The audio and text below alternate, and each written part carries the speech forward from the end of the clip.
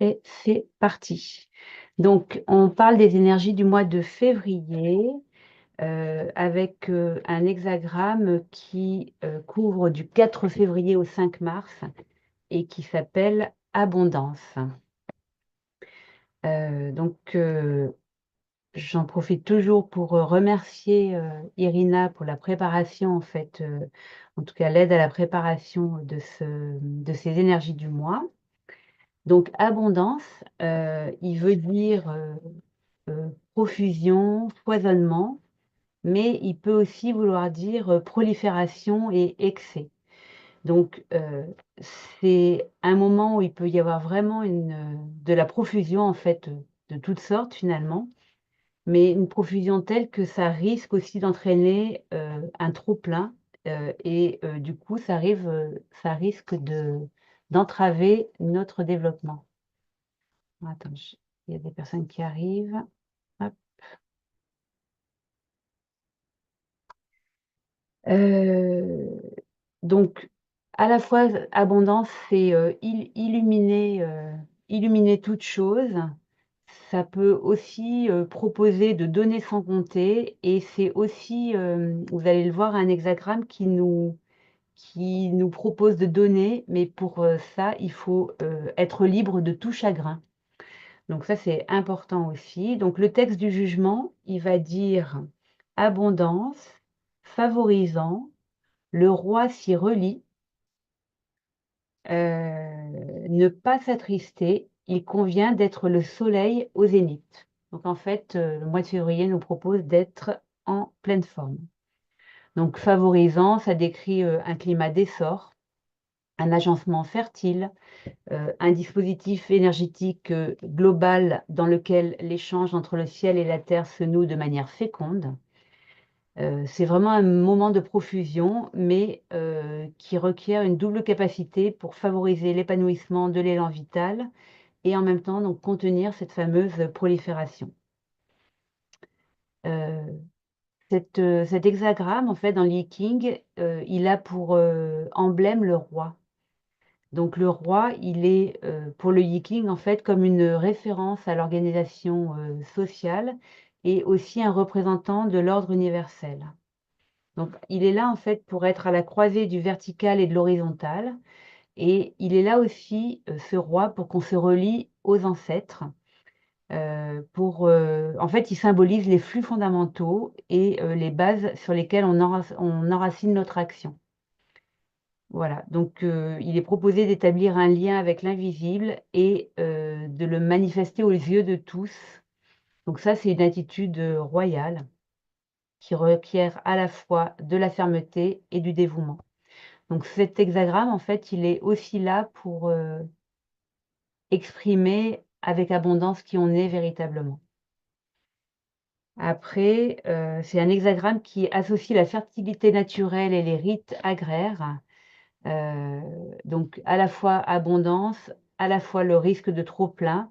Et donc il nous demande en fait d'avoir cette capacité à éclaircir, voire à éclairer et à diriger. En fait, c'est un hexagramme qui propose, comme on coupe les pousses gourmandes ou de la vigne ou les surgeons des rosiers, et ben, en fait, il faut qu'on soit capable à la fois de profiter de cette abondance et à la fois de tailler dans cette profusion pour empêcher la prolifération, pour empêcher l'abondance de nous étouffer. Ne pas s'attrister. Donc, pourquoi? Parce que la profusion, c'est un signe de richesse, mais que quand il y en a trop, on peut aussi se sentir débordé. On peut prendre ça en fait comme une source d'ennui, de chagrin. Donc ressentir de la tristesse. Et donc, le Yiking nous met en garde en fait contre cet état d'âme particulier, donc qu'est la tristesse. Il y a deux images fortes qui se détachent de l'hexagramme 55. C'est que d'un côté, on a le soleil à son zénith, donc un symbole d'éclat maximal avec un positionnement qui est parfaitement centré, qui propose vraiment beaucoup de lumière pour révéler chaque chose avec justesse. Mais on a aussi dans cet hexagramme-là le symbole de la grande ours et donc dans la Grande Ourse, en fait, on a une disposition céleste qui pointe vers l'étoile polaire. Donc l'étoile polaire, c'est comme un guide discret mais inébranlable, et constant aussi en termes de guide. Donc même si l'étoile polaire, sa luminosité est faible, elle va être là tout le temps aussi. Donc on a vraiment cette lumière yang d'un côté avec le soleil, et puis la lumière yin avec l'étoile polaire. Donc, en fait, c'est un hexagramme qui nous propose de trouver le juste équilibre entre la vitalité et l'excès. Et comme la végétation se renforce lorsqu'on la taille, et ben en fait, c'est en étant capable de tailler, de trancher dans la profusion, en éliminant ce qu'il y a en trop, qu'on va procéder à une forme de régularisation de notre vitalité, et du coup de l'abondance et de la richesse, qu'on pourrait dire vraie. Donc si on le prenait plus symboliquement, en fait, on pourrait dire que, voiler un peu la luminosité trop forte, permet de laisser l'éclairage un peu plus yin. Donc vraiment, il faut osciller entre ces 2-là. Là, il y a une petite citation qui est proposée spécifiquement par rapport à cet hexagramme, dans le livre du I Ching. En fait, c'est une citation de Confucius qui dit: «Qui gouverne par la vertu est comparable à l'étoile polaire, immuable sur son axe, mais centre d'attraction de toute la planète». Voilà, je vous la répète parce qu'elle n'est pas si simple. Qui gouverne par la vertu est comparable à l'étoile polaire, immuable sur son axe, mais centre d'attraction de toute la planète. Voilà, c'est de Confucius. Alors, vous n'hésitez pas, hein, si vous avez des questions, vous les mettez dans le chat, j'y répondrai après. Donc l'hexagramme nucléaire de l'hexagramme 55, donc nucléaire, en fait, c'est quand on prend ces traits-là, les traits du milieu, et qu'on en refait un hexagramme, en fait. Donc l'hexagramme nucléaire, c'est 28 et il est nommé grand excès. Donc ça confirme bien que au milieu de ce mois, au milieu de cette énergie-là, il y a vraiment une situation avec une dynamique de vitalité, mais quand même excessive, et une forme de démesure.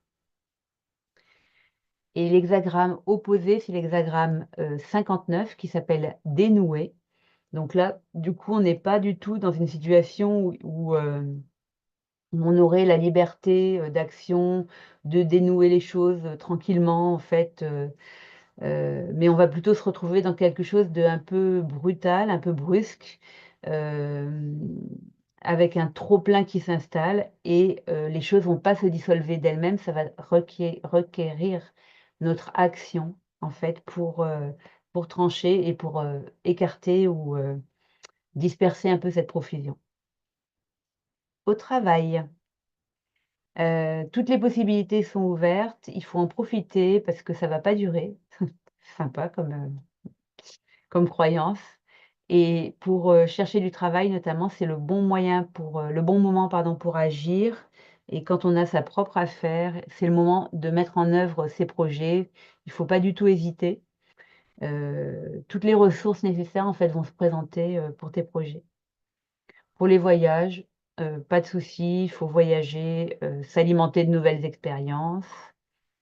En termes de relations, être généreux, généreuse dans les relations naissantes.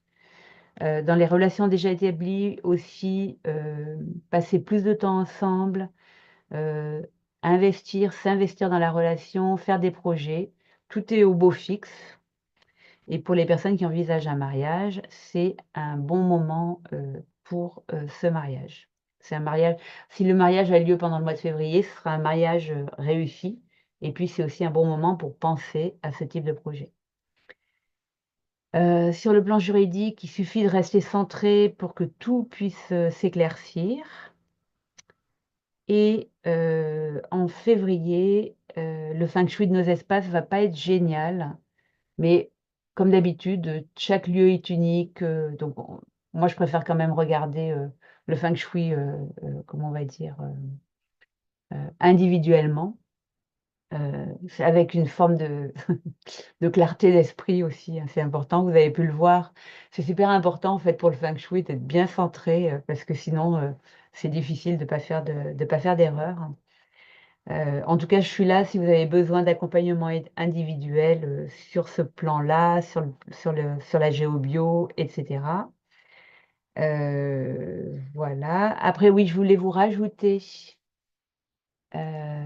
je voulais vous rajouter en fait, 3 mots sur, la clé génétique 55 parce qu'il y a un lien très étroit entre le Yi-King et les gene keys, en fait, les clés génétiques et donc 55, dans les clés génétiques, il se décrit en 3 mots. Coucou Angélique. On a le mot, enfin l'ombre qui est la victimisation. On a ensuite, la liberté pour, ce qu'on va mettre en œuvre, en fait, dans notre vie terrestre et pour aller, en fait, vers le siddhi, à nouveau la liberté. Donc la proposition de l'hexagramme 55 et du coup de la clé génétique 55, c'est aussi vraiment sortir de la victimisation pour aller vers, bah, le libre arbitre, la liberté, et cetera. Voilà ce que je peux vous dire sur, les énergies de février, 2025. Donc, comme d'habitude, en fait, hein, toutes les énergies sont disponibles, donc à nous de capter les énergies qui sont justes pour nous. Mais je dirais que le truc, en fait, à retenir, c'est cette idée que, oui, l'abondance va arriver, en quantité, en fait, et l'abondance au sens large et que en même temps, il va falloir qu'on soit capable de faire preuve de comment dire? D'éclaircissement, de discernement, pas se laisser envahir en fait par, ce trop plein et voilà. Voilà, mesdames, je crois pas qu'il y ait de monsieur ce soir. Une À belle semaine. bientôt. Bye bye.